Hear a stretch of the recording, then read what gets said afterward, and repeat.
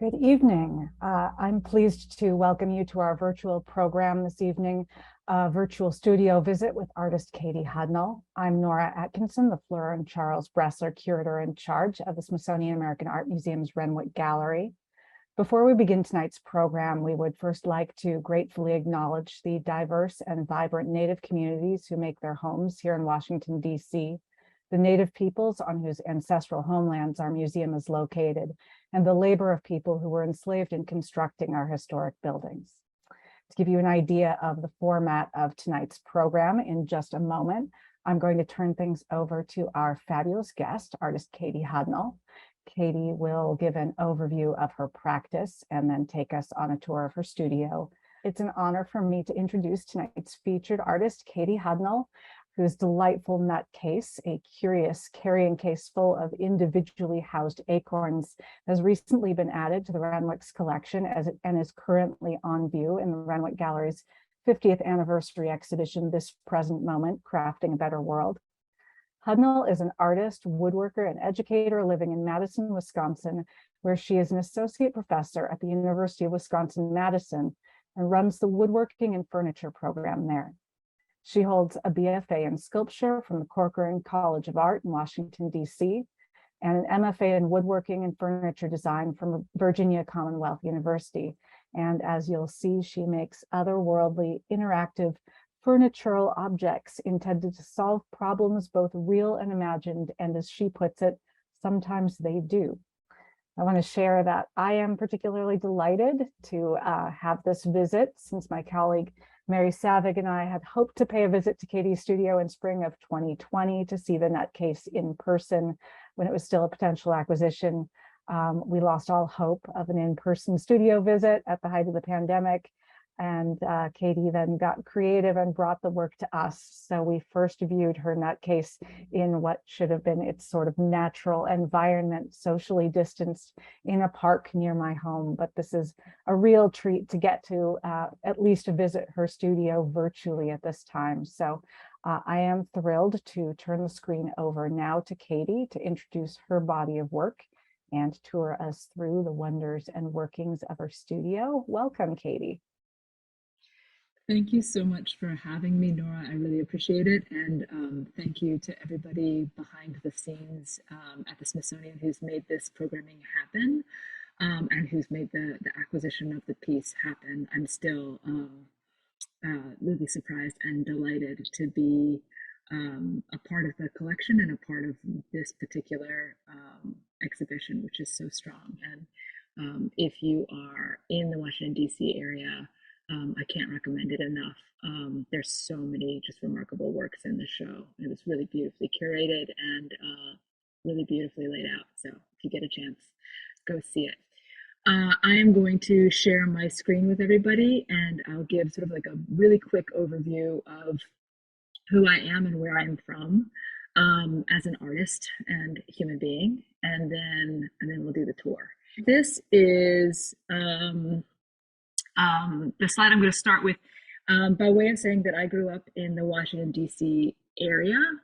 I grew up in Alexandria, Virginia, so looking at the Potomac River, and this was sort of like maybe not the most common view for me, but it was sort of like a funny image that I came across when I was thinking about D.C., and it felt appropriate. You know, there's an airplane just taking off from National Airport, and I don't, you know, it's right over the Potomac River. So this is sort of where I'm from. And if anybody is wondering sort of why there's a nautical theme in some of my work, it's probably because I grew up on a river and then spent my summers in South Carolina on the Atlantic Ocean. I can't sail, and I know nothing about boats except that they're beautiful, and I'm really interested in them as sort of ideas, maybe less as actual transportation. Let's see. Not going to work. There we go. So, so I grew up on the East Coast, and I spent my early life in Alexandria, Virginia, and then later in Washington, D.C., and then in Richmond, Virginia. and have spent time in Philadelphia and New York a little bit, looking at the layers of history that happen in sort of small cities, especially small cities mostly built out of brick, that have been through lots and lots of changes over time. And so one of the things that I'm really interested in my work, and one of the things that that hopefully you'll be able to see a little bit tonight, at least in the finished pieces, is that I'm really interested in layers of finish that talk about the age of a thing. These are two examples of architectural palimpsests. And a palimpsest is a parchment that's been written on and then incompletely erased and written on again. It's a strange word, but it's sort of the way that I think about layers of history on an object. And for the last 13 years, I've been in the Mid-South or Midwest. I started teaching in Kentucky in 2010. I was there for 3 years, and then I moved up to Indiana, where I was in Indianapolis and taught for 7 years. And now I'm in Madison, Wisconsin. I've been teaching here for 3 years. And I love the Midwest. I love the quiet of it. I love the slow of it. I love the fact that people aren't really angrily driving around all the time. No offense to my East Coasters, but there's just something about the pace of the Midwest that I'm really interested in. And like the huge expanses of space with like these sort of weird forms popping up in them. So barns, pivot irrigation, and then sort of like energy and coal plants are just things that I see as I'm driving across big expanses of the US that are interesting to me and that are in my work. When I went to art school in 1997, I thought that I was going to be an illustrator, and these were my first loves. So I always show this work just to sort of give people a background as to like why my woodworking looks the way it does. It's not the fault of other woodworkers. It is the fault of people like Edward Gorey, who's that image in the top left, or Shel Silverstein, who's below him, or Quentin Blake, who's on the right. Whether it's like the quickness of line or the incredible like in-depth patterning of the backgrounds in, say, Edward Gorey's work, or the sort of precariousness of a lot of the things that are happening in Shel Silverstein's drawings. Those things are sort of really valuable to me, and the way that they sort of place characters in spaces is the way that I think about my own work often. So, good transition. So this is an early furniture piece that I made. This was after grad school. And I've got sort of a bunch of work that sort of goes back and forth between being more or less sort of traditionally functional. This is a desk, fully functional desk. It's got a 30-inch by, or I'm sorry, a 60-inch by like 16-inch writing surface on the top. So it is actually a desk, but it's made out of all reclaimed wood, mostly stuff that was going to be burned. Things that had gotten too thin to be like easily milled in a wood shop. And I made it for a friend of mine, a gentleman named Ronnie, who was really interested in boats. And I think his interest in boats allowed me to notice my own interest in boats, but also in cut throughs. Like I'm really interested in the kinds of illustrations that allow you to see the inside and the outside of something at the same time. And so when I was starting to think about how I would make a desk for a gentleman who loved boats, I started drawing boats. And at some point, I drew the hull of a ship in cross section. And that's sort of where the shape for this form came from. And then as I was sort of working on this piece, I was living still in Virginia, outside of Richmond, Virginia, where I'd gone to grad school. And I was living on a farm. And so I was really enamored with the ways that woodworking was used on the farm, these really direct, simple methods that were easy to understand. It wasn't the sort of like fine woodworking that I had been studying in school. And so I started incorporating more of that into my artwork.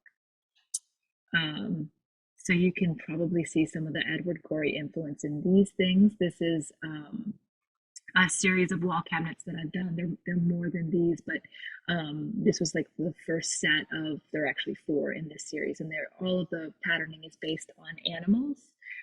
So one's based on a trunkfish, One's based on a turtle, and one is based loosely on magpie feathers. I wanted to sort of make these curiosity cabinets. These hang on the wall, and I've got a video of this one opening.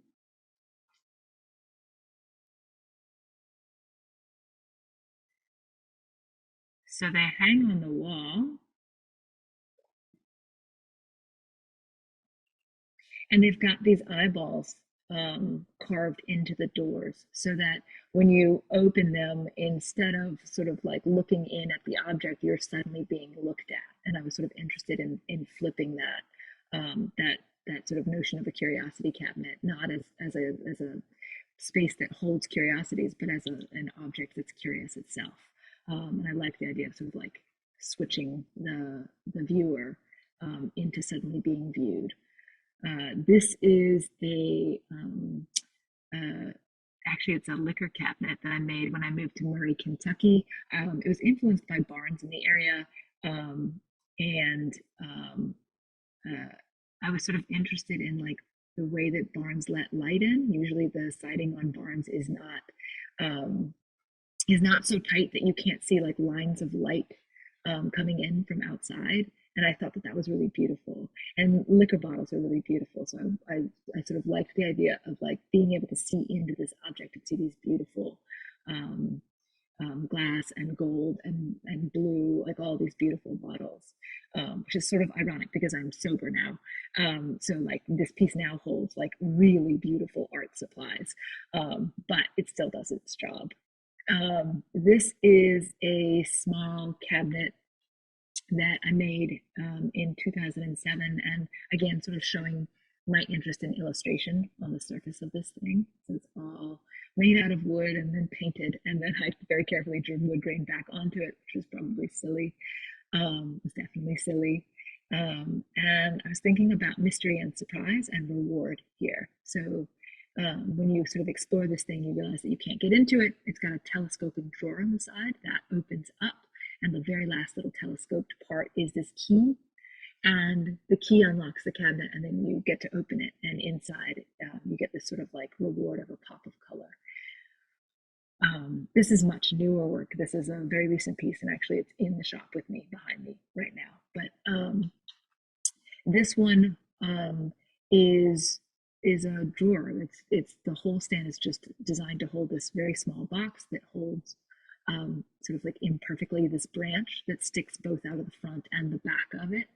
And the branch came down from a tree in Indianapolis, which is where I was living when the pandemic started in 2020. And the branch came down in a windstorm. A bunch of like smaller twigs kind of came down. They were like that year's growth. And I was thinking about the loss of a year's worth of growth in terms of the pandemic. So it made sense to me to make a piece that would house this branch, but might also sort of like remind me to think about that year. So this is called Container for a Lost Year. And there's that branch. And sort of a close-up of the shaped body of this thing. And this is another sort of more recent piece. I've been thinking a lot about sort of like current events, usually whatever's happening to me in my life personally and what's sort of happening in the world kind of show up in the work. Sometimes they show up together, sometimes they show up separately. This is a piece about like what I find valuable in the world. Nutcase was that too. Nutcase was that the piece that's in the Renwick collection that holds 178 acorns. This piece holds 10 maple helicopter seeds, but it's protected and it's locked. So in order to get into this piece, you have to go through this sort of elaborate process. First, you pull down this kind of like form in the bottom, and it opens these three eyes, these three sets of eyes. So now you're being stared at as you can take this box out, but you couldn't take the box out, it was locked before. And now the box is still locked, so you have to sort of like switch this eye locking mechanism to open it, and then you get to your seeds. And then you lock it again with that eyeball lock, and you close it, and then you close the eyes. So the idea about this was just that this is sort of like a protector almost of these objects. And when you pull the box out and you open it up and you're looking at these things, you're aware of this thing having an awareness of you, and hopefully it makes you more careful with the objects inside. This is a little, not so little, library of sorts. It's 6 boxes and they all contain an object that I've had in my studio space for a long time. And then the other side of this piece, the back, what you see as open on the right-hand side, those are drawings of ideas for those little pieces that were in my shop. But the pieces got so precious, I didn't feel like I could actually use them. Like they just sat on a shelf in my shop. So finally I made them this like little space. Each one got a drawer, and then that drawer, when it's opened, opens the drawing on the back, so that you can connect the object to its drawing. But the goofy part of this piece, or the sort of caveat to that, is that when you let go of the drawer, it closes. So 2 people have to work in tandem to figure out what drawing goes with what object. And you sort of have to explore it as a pair. I like the idea of using sort of like the requirement of 2 people to like get people to work together for something, especially something that's like sweet, that's like easy in a way, or fun. So this is just an image of what's in that drawer and then its corresponding drawing. This is another piece that's actually in the shop here with me because it just came back from a show. It's called Chair. And chair is called Chair because it's a chair, like a sort of a school desk, with a tiny chair inside that drawer that pulls out towards you. So when you sit down in this object, and I'll run this video, I'm going to do no sound on it because I could hear it last time. I don't know if y'all could. When you sit down in this chair and you open this drawer, this tiny little chair, very, very sweetly and very goofily, pops up and out of the form and right sort of at you. So all of a sudden you're sort of confronted with this little sweet tiny chair. And the point of that piece really was, I was thinking about the way that a chair, an empty chair, sort of symbolizes like a space for a person or an absent person. You can sort of imagine yourself being in that space, or you imagine somebody who's not there any longer being in that space. So there's something sort of like interesting psychologically about an empty chair. And I made this piece the year that I got sober, actually. And so I was thinking about ways that I could talk about sitting with myself and trying to be comfortable with myself and sober. But I was also trying to do it in a way that was hilarious because because I think it's funny, and it's also hard, and I like things that like allow us to think that something is both of those at the same time. And then forward, and then sometimes you just really need to make a very strange chess set, and fortunately that's my life sort of allows me to do that. So I've been carving a lot for the last few years. I started carving a lot more when the pandemic hit, and for a while I didn't have access to my shop. So I started carving these little characters, and I realized at some point that they were chess pieces. And once I sort of knew that, once I sort of understood what they could be, the rest of them sort of like made sense. And so I carved 32 of these little creatures, all out of reclaimed redwood and reclaimed pine. And then I wanted to make them sort of like a special case to live in. And that's where the box came in. So it folds up into a circle and then unfolds. And there are these like little trap doors on either side where you can sort of tuck the chess pieces away. And it's the chessboard is drawn on there. So this sort of like hit everything for me. It's sort of theatrical in a way. I loved the carving aspect of it. I got to use pattern, and I got to make something that was just incredibly playful, and it was fun to just sort of let myself do something that was felt as much like almost like a children's book illustration as anything else. This is for a show that happened at the, well, it's traveled around a little bit, but I think it started at the Center for Furniture Craftsmanship up in Maine. And it was, we were given a task by two wonderful curators to carve a mallet and a ball for croquet set. And again, I still didn't have access to my shop, so this was all done by hand. But it was absolutely delightful to carve this very strange eyeball and eye mallet. More sort of small carvings. This is what I've spent my last summer doing, the past few months before the semester. I was in the Center for Art in Wood in Philadelphia at a residency, and I have been carving these sort of small creatures that look in and look out. They're sort of like head face forms, face two different directions usually on them. And I started carving these at the beginning of the pandemic as like a way to keep my hands busy. It was easy to do because I could do it at home. And they're sort of, I called them, the early ones are just called thresholders because I put them sort of like at a window right by the front door, sort of looking in and looking out. Drawings, I still do a lot of illustration. And these are just some drawings that I did this summer. Sometimes they're for furniture objects, sometimes they're just sort of goofy. And I think that is it for me. So I will stop my screen sharing. So we're working out the tech now. I'm gonna turn off my video because now you're looking at the back of me.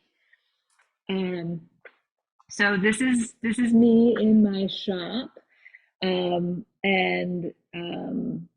my studio space here now is the nicest studio that I have ever had in my whole life. So I was sort of preface everything with that. When I took the job at Madison, at the University of Wisconsin in Madison, and moved up here, I was provided a studio space. So where I am right now, just so you can sort of locate me, is in a building called the Art Lofts in downtown Madison, Wisconsin, sort of in between two lakes on an isthmus. And I am in a building that houses our ceramics facilities and a bunch of other facilities, glass and neon. And then, a quarter mile away is the woodworking shop where I teach in. But this is my personal studio space where I work. Nora, feel free to chime in if you have any questions about any of the tools, but I figured I would sort of start at this space, which is where I'm working, because sort of a lot of you might not know tons about woodworking, some may, but I do a combination of sort of machine work and hand tool work, and all of the hand tool work happens at this bench. So this is a woodworker's bench, which is a great surface to work on. It's incredibly sturdy and heavy, but it's also a tool in and of itself. And it has these vices that I can use to hold down work of sort of like any size or shape. And all of the holes that are in the bench are designed to hold these things that are called bench dogs. And so if I'm sort of working on something that's very long, I can set those up and then squeeze the vise this way to hold longer things. I can hold super long things. I can hold little things. And I can even hold, these are some of the creatures that I showed in the last slide. I can even hold these if I make sort of special holders that hold them, and then I can work on them at this bench. And Katie, we have a question about your hand tools. What are some of your favorite hand tools to use? Can you show us a couple? All of them, but yes, I can absolutely show you a couple. So I'm still sort of new to hand tool work, but have sort of accrued an amazing collection pretty quickly because I'm obsessed. And I would say that right now, like the tools that I'm most obsessed with, this is very silly, but this is a hand plane. And it is a very, very small hand plane. Most of the time, for people who know what a hand plane looks like, they might think like this is a very small block plane. This is minuscule. What would you use a minuscule plane like that for? So these are actually designed for luthiers, people who carve violins. and other sort of wooden bodied instruments. But because it's so small, it can get into small, tight, weird corners. I use it for that purpose sometimes, but more often than not, when I'm working sort of on the outside curve of something, I can use something like this to carve very quickly. I can make shavings and carve the outside of these objects. So it's just a really nice way to sit and work small, and it's a different way to hold my hand, which can be advantageous. This is another tool that I really love. This is a carving knife, and I show my students how to use these. But I hold this in a different way, and I'm always using sort of my whole hand to lock so that I can't cut too far and accidentally cut my other hand or cut into myself. But I use this in sort of a different way on this tool, and it's great. I can get into like concaves with that very fine sort of point, but like this wears out my whole hand and makes it tired in one way, and it's nice to switch back and forth between different tools. This wears out my hand in another way, and I'm very much right-handed, but these are definitely a couple of my favorite tools.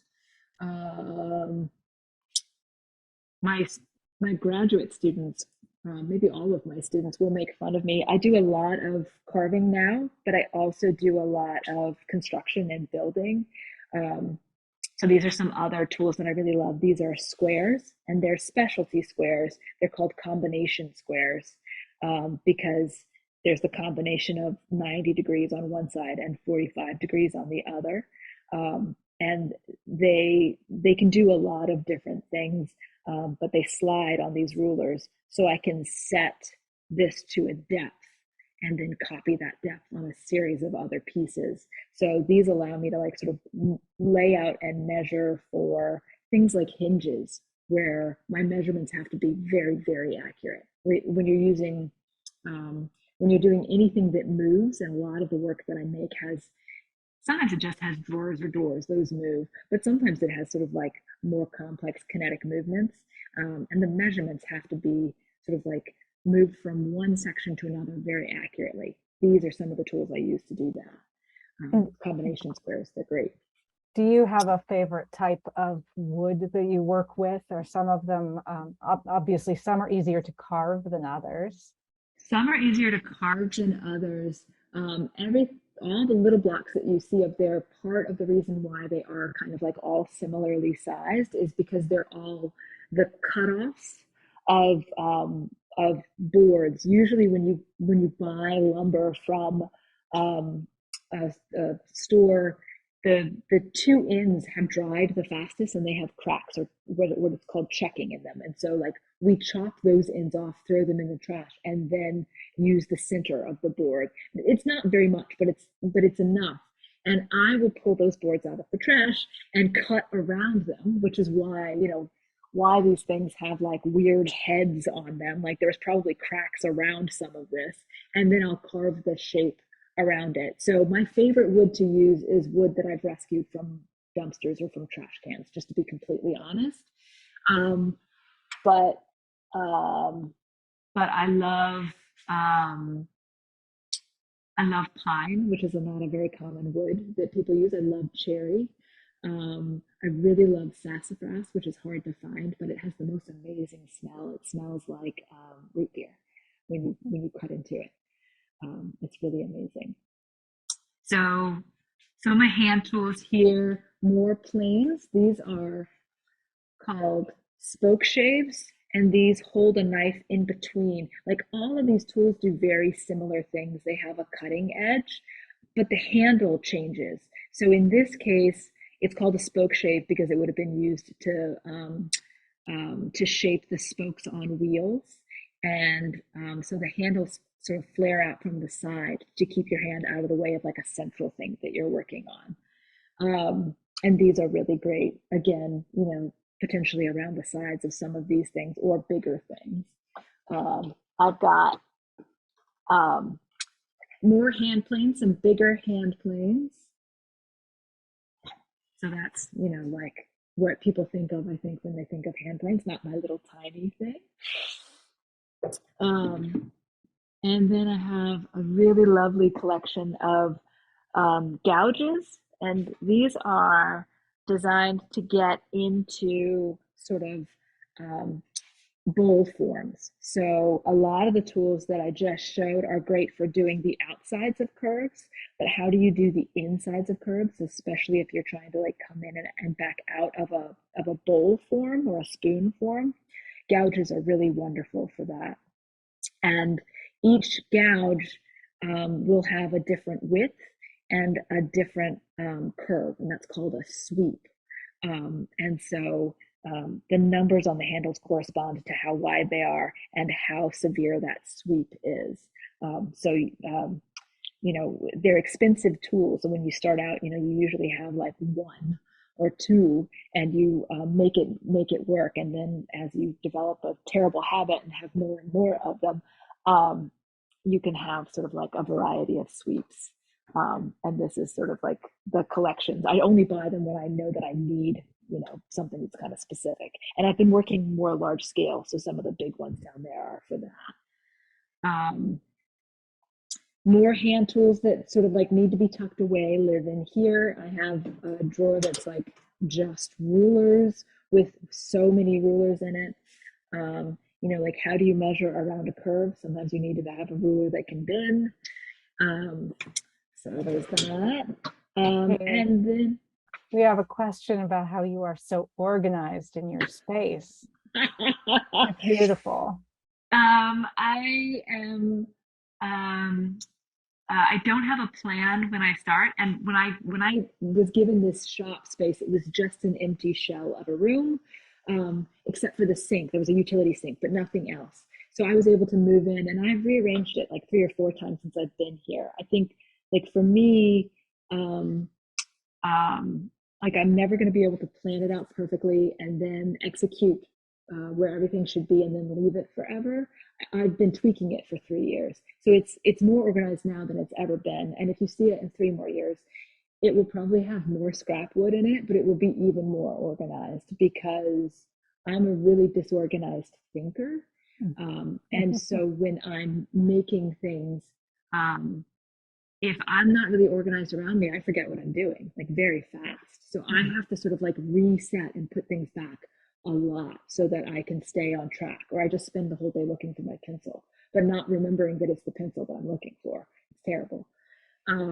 So the more I work in my shop, the cleaner it gets. And I've been in here a lot for the last like week and a half. And that's not true for everybody. I know a lot of people who are the opposite. The more they're in their space, they're like more like outrageous it gets, but they know where everything is. I just can't do that.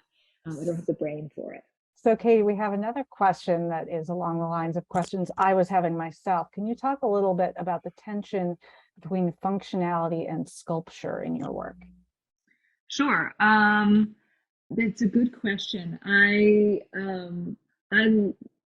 like thinking about like furniture is a really interesting problem to me.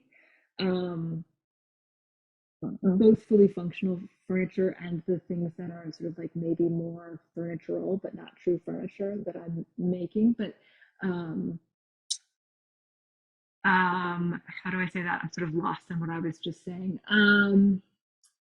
Like I think that like how do you make a new chair that's interesting? There are so many out there. Like I think that's a great weird problem. And I like sort of like going into that sort of more functional work, wondering what I can contribute to the conversation about chair in the world. I'm also interested in the sort of psychological side effects of the furniture and the things that we kind of keep around us. Like what does it mean that some of our things live in drawers and some of them live out in space? What does it mean if you sit in a tiny chair versus if you sit in a big one? Like there's so many sort of like there's so many sort of like side effects and like ways to think about the things that the furniture around us and the functional objects around us that are not that are there, that are present, but are maybe not talked about because we're sort of like focused on the fact that like that's a chair and it does its job, but it's doing other things too. It's not just doing its job. So I'm really curious about furniture and how to make interesting furnitural forms. but I also think like a lot of these objects become ways that we interact with other people, or they become stand-ins for the ways that I'm sort of trying to move through the world. And they're just really good ways for me to sort of like hang my own thoughts um, There seems to on be this, something else. yeah, great synergy because you seem to be responding often to the stories that are inherent in the pieces of wood and the histories, and maybe making some kind of connection or metaphor between your own story and those. And I'm wondering along those lines, since you've talked a little bit about the hand process guiding you, can you talk a little bit about kind of happy accidents or how a project transforms as you're working on it and gains its own story? Absolutely. So I'm going to move to these pieces over here so that we can sort of talk about something specific. Um, like I think that's one of the reasons why I like woodworking so much, and why um, like having gone to art school, wood ended up being the thing that I sort of moved into. It's a long, slow process.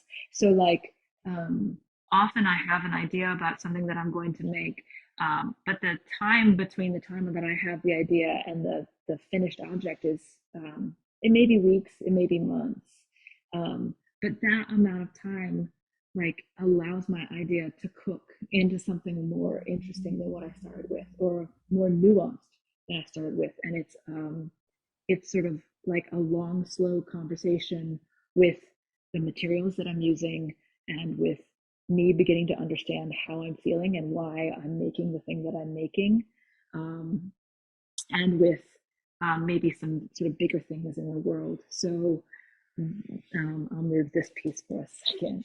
This is one that I'm working on right now. It's sort of like, oddly, it's going to be like more of a functional piece of furniture. But this piece, this one that holds this branch, um, all of it's made out of reclaimed materials. I only use reclaimed materials in the work. Um, so, so this piece is all about this branch, which is 1 year's worth of growth, downed in one storm. Um, but the base of this part, the kind of redder part down below, is made out of siding.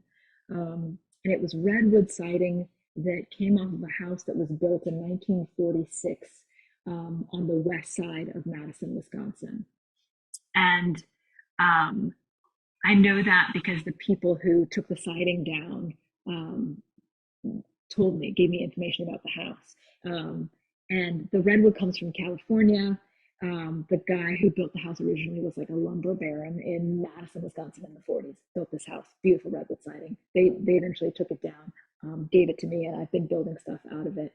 But this siding, some of these pieces, they were all 12 inches wide to start with. Some of them have 300 annual rings across that 12-inch span, which means that the tree that this came from started growing in 1600 and something.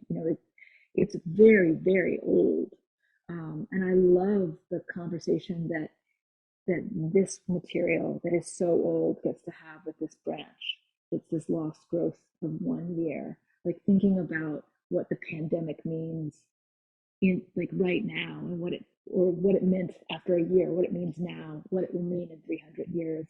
Like I just like the way that material let me sort of like figure out what I was a little bit more what I was sort of thinking about with time, Mhm. and with the loss of time, but it's not lost. It's still there. It still exists. It's just not at all what we thought it was going to be.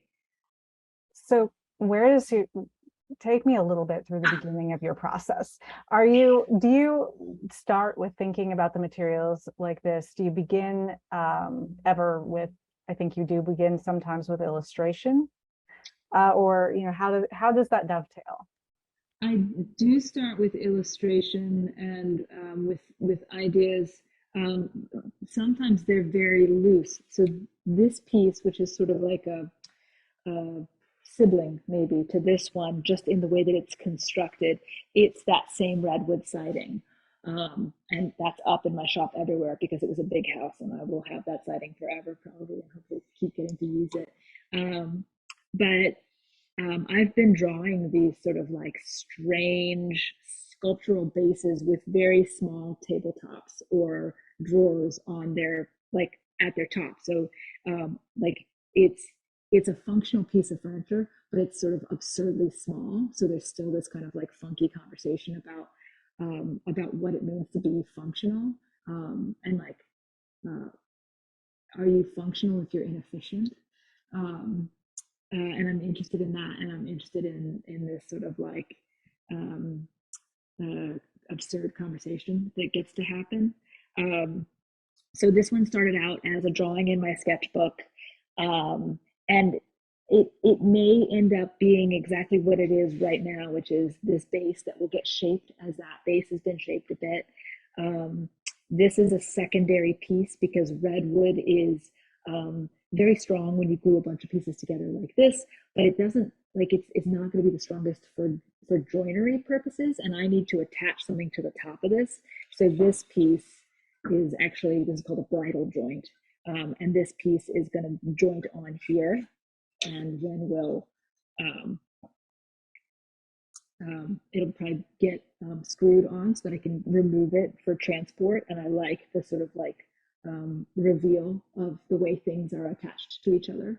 And then this is this tiny drawer box that will live on the top of this. I might make it one that's a slightly bigger size, but this is sort of the goofiness of my process. Is I started with a drawing of this sort of strange thing, then I made the box, and then I was like, okay, I'll make the base. Now the base feels too big for this little box. I want the box to be small, but not this small. So then I might end up remaking the top. And in all of that, I might find an object that feels like it's appropriately housed in here. And so this piece becomes about that object. Um, but all that happens sort of intuitively as I'm working over time. And if this one gets rejected and another one ends up being on top of here, then I'll make another piece that fits this box. So it's just it's very intuitive. And I feel like a fool when I sort of like tell people that that's what my process is, as though I ought to have it kind of all laid out in front of me and I should know exactly where I'm going. But my hands are smarter than my head 90% of the time. And so I let them tell me what to do. And they're right normally. Yeah. So a keen observation. Much of your work seems to be influenced by curiosity cabinets. The objects you're elevating are consciously not precious. So the question is, do you think a lot about collecting and about museums and about the meaning of those things? I do. I'm really interested in museum studies, and I'm really interested in collections, uh, and I've been thinking a lot about. Sorry. I've been thinking a lot about what it means to be housing some of these objects. Like, why did I make a case for 178 acorns, or 10 maple seeds, or often for pencils that have been sharpened to the point where they can't be sharpened anymore. Those objects are really precious to me, and they're each precious for different reasons. The seeds sort of, I think, are metaphorically valuable, but I also think, like, as we're sort of thinking about the effects of climate change, the value in seeds is really important. The little pencils, like, to me, like, there's something so interesting in an object that drew so many lines. So there's something about like understanding the history of that. Like, not everyone, but sort of like, at least in this culture, sort of knowing approximately how long a pencil is when it starts, and like sort of like getting to imagine the life that's led, and knowing that it's spent, but still sort of like the perfect representation of itself, is just there's something really interesting to me about those. But yeah, collections in general, I'm really interested in, and I haven't come to any conclusions, but I'm still sort of like trying to understand why it is that I'm obsessed with collecting the things that I'm collecting, why humanity is collecting what it's collecting. And, yeah, it feels a little bit like an exercise in futility, and all of this energy going into these small mundane things, but they feel like they matter, which to me is the perfect metaphor for craft in general, which I love. Right. Yeah, for sure. For sure. sort of turning a page to ask a question more about your materials. Have you Sure. ever pulled any wood out of the Great Lakes? Old ship pieces offer beautiful grains. I have worked with some of that material, but I have never used it. There are places that sell um, beautiful um, material that's been pulled up, dredged up from the lakes or from rivers. But there is so much material to source like locally from the sides of roads and dumpsters, and so I haven't. I have more than I can use already. So I have not really explored um, some of the avenues that people have gone down to use reclaimed materials. I'm mostly interested in like sort of rescuing something that I know is heading to the dump. Mhm. Um, and I find really beautiful materials usually. Um, so I thought I would sort of like keep walking slowly so that I don't make my camera person Emma to have to move too quickly. But um, the space that I'm in is hand tool work. It's also a machine shop. And a lot of the sort of furniture and woodworking world is both. You do a combination of things. So the tools that are in here are the same ones that I teach with: table saw. Um, there's there's more saws around: a scroll saw. There's a drill press, bandsaw, sanders, and I did not grow up in a wood shop or with sort of like an engineering background or anything like that. I got into woodworking, I think, the way that a lot of women and queer folk get into woodworking because they don't really necessarily see themselves in those spaces. But art school, when you start in art school, usually there's some kind of overview class where they teach you a lot of different materials. And, you know, clay is too smushy and stone is too hard and metal is too hard. But for me, wood was like this sort of perfect material that felt accessible and warm, and did some of the things I wanted it to do. So, I um, have another wonderful question. yeah. What's the furniture look like in your house? It's really boring, actually. It's not true. It is like a combination of things. I have some lovely pieces that my parents have given me that I've inherited. So I have some like older pieces of furniture from them or from like a great aunt. And then I have some of my own work that I live with out in the world. And then um, I have like sort of a strange combination of things that I've just accrued throughout the world. And I have a couple of pieces of IKEA furniture. I should just admit that. Like I shouldn't hide that. Um, but but yeah, my house is a sort of a goofy combination of like I would say that the style is like uh, she found all of these things slowly over the course of 25 years. That's the style. It's not the best style, but Layers um, of stories. Mhm. layers of stories for sure. For sure. Yeah. I think Um, we're coming close on time, so I think okay. we're gonna wrap up and go back to the table. Here's another great question, Katie. Are your functional pieces sold as functional objects or as art or sculpture? Do you think people use the pieces that you sell? I know that people use the pieces that, like the functional works that I sell, Mhm. and those are the ones that I sell most often, actually. Believe it or not, like nobody wants to live with like an 18-foot by 3-inch table that really is only good for rolling out a tiny piece of paper on. So I own a lot of the more sculptural works, um, and the functional works go out into the world, and people do live and use them. And I'm lucky enough to sort of like have gotten to see some of those in their homes, which I love, love, love. And we're lucky enough to have one of the sculptural pieces in our Yes, collection, which we love, love, absolutely. love. I think this is actually a great question to wrap up on also. Are there any fellow women woodworkers who inspire you? Absolutely. Well, I'll say right now, and she'll be on screen in just a second. But my grad students, I have wonderful grad students, and 4 of them are women, and they're brilliant. And is that Emma, Teresa, Kate? I'm missing. Oh, Esther. And they inspire me every day, and they know things I don't know about woodworking and about the world, and about being a good student and being a good teacher. So them for sure. And beyond that, there are so many really amazing women woodworkers out there. Like, shout out to Sarah Marriage, who runs a workshop of our own, which is in Baltimore. It's a Baltimore-based woodworking shop for gender nonconforming and women folk. And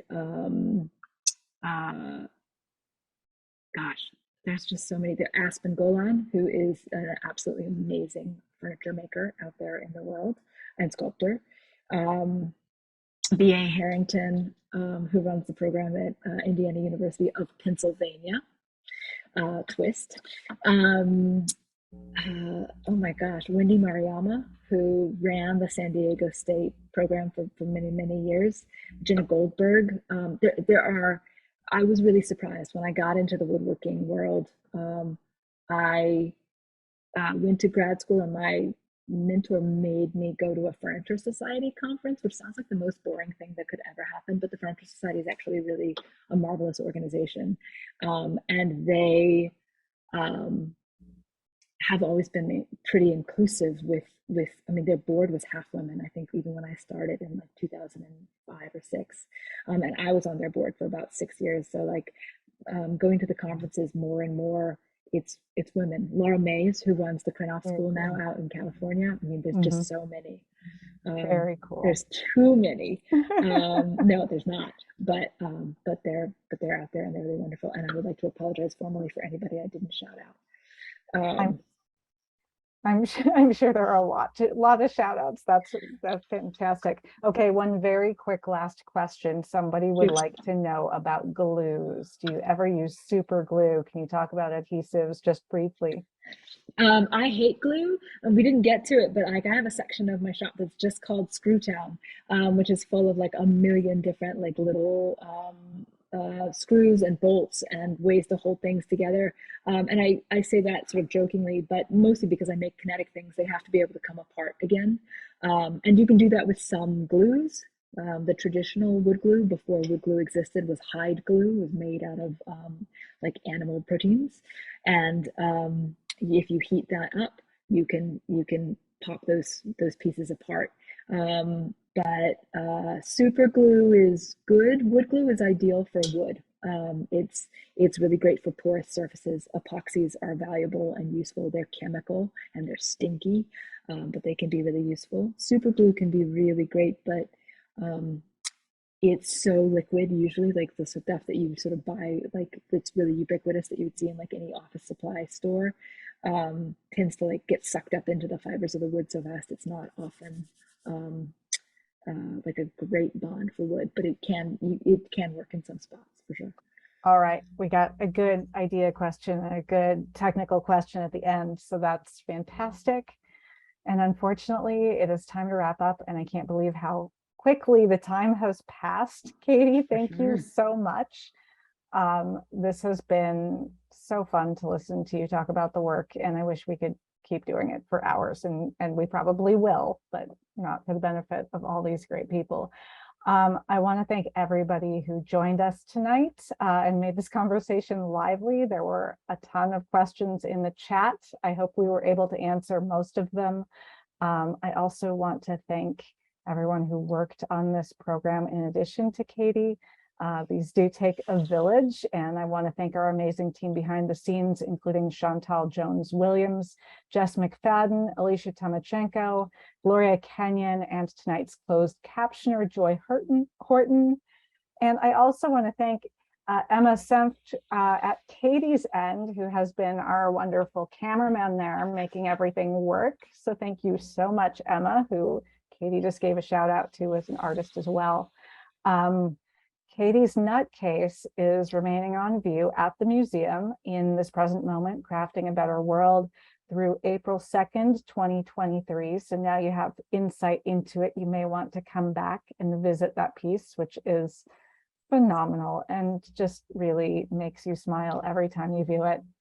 And then please don't miss our next studio visit with artist David Harper Clemens, whose work is also featured in this present moment.